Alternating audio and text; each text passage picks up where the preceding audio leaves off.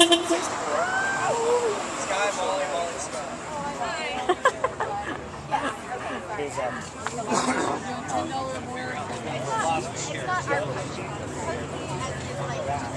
name? My name's Anthony Delgardo. And you're from Colorado, right? Actually, I was born and raised in Chico. I went to college out in Colorado for about 3 years to become an ASE certified automotive mechanic, which is my profession. I'm currently unemployed. And why are you willing to spend your time here? I feel there's some fundamental injustices in the way that America goes about business and our social structure. The rich seem to be getting richer, and the people that actually have to work for their money can afford less and less with it every year and every month even. And we're going to have to learn how to do with less, but we're also going to have to address the cause of the problem, which is that the rich control our Congress and basically engineered this for us. Why do you think young people are at the forefront of these movements around the world? Young people have grown up with technology. We've grown up behind a computer screen. We know the full capacity and potential of what computers are capable of, and we can broadcast this revolution to the world, and we are. Does that tie in with the fact that there's pride around the world that these demonstrations are leaderless?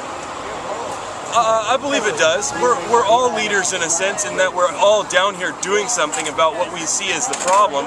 We all have a different view of the problem. We all see things from a different light because of our perspective and our experiences, but we're all down here doing something about it. We're not just sitting around talking and feeling good about ourselves. We're actually physically doing work to make the change in the world that we want to have our kids grow up in.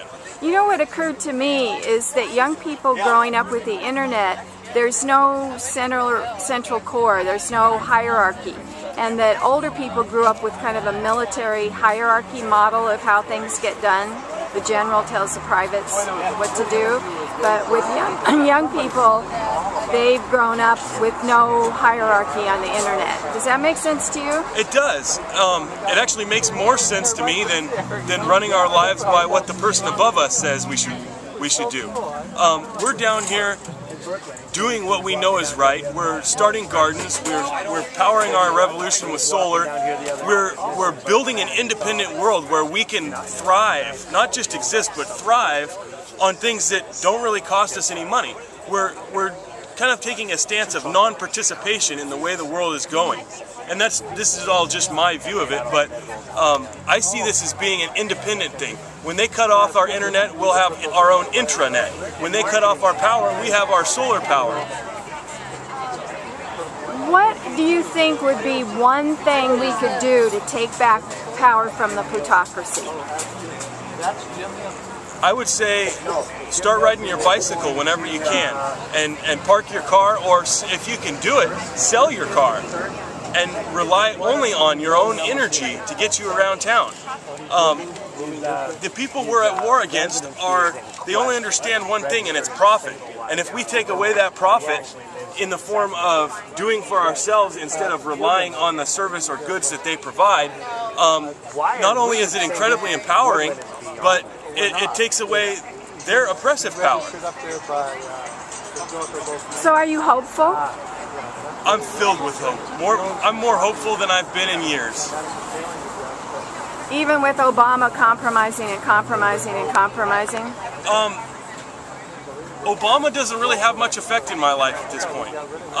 The more effect we allow our government and our corporations and our leaders to have on us, the less effect we can have on our own lives. I ignore it. I don't care what happens in Washington because it really doesn't affect me here. When our fuel runs out, are they going to put gas in our tanks? No. When our food runs out, are they going to put food in our bellies? No. We have to do that for ourselves, and that's why we're down here. And who's feeding you here? Right now we're running off donations from several people who are way ahead of us, who've already planted community gardens, people who maybe work at the natural food store, and they're getting rid of stuff that didn't sell. They'll bring it down here and donate it to us. Great. You know, because they're behind the cause. Great. Anything else that you'd like to know, people to know about where young people are taking this planet? The Food Not Bombs thing. We were just on KZFR. They just interviewed me at the local community radio station, and one of the founders of Food Not Bombs spoke just last hour. And that's something that was active in Chico that's not anymore, and I'd really like to see it come back and thrive. Is it would feed everybody. Just feed people, and they'd be getting arrested in the park, you know, in San Francisco for feeding people. And it's all about organic, vegan, just feeding people. Spend our efforts feeding people instead of bombing people. It just makes sense to me. Maybe I'm crazy, but it makes sense to me. Yeah, to spend $4 trillion on 2 wars with nothing to show from it when there's 20% of the kids here are hungry doesn't make any sense. It doesn't make any sense to me. No. Okay, great. Thank you.